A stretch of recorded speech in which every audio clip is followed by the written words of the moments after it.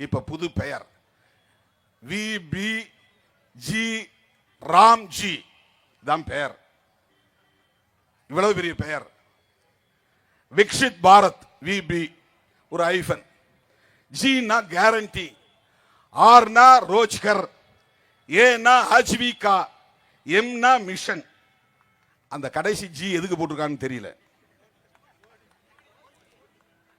Viksit Bharat, guarantee for Rozgar, Ajeevika, mission.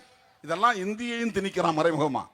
அவன் பெயர் வைக்கக்கூடிய திட்டங்கள்ல இன்னொரு புறம் இந்தி திணிப்பும் இருக்கிறது, இன்னொரு புறம் அவனுடைய கருத்தியல் திணிப்பும் இருக்கிறது, இன்னொரு புறம் அவனுடைய கருத்தியல் பகைவர்களை வீழ்த்துகிற முயற்சி, காந்தியை அழித்தொழிக்கிற முயற்சி.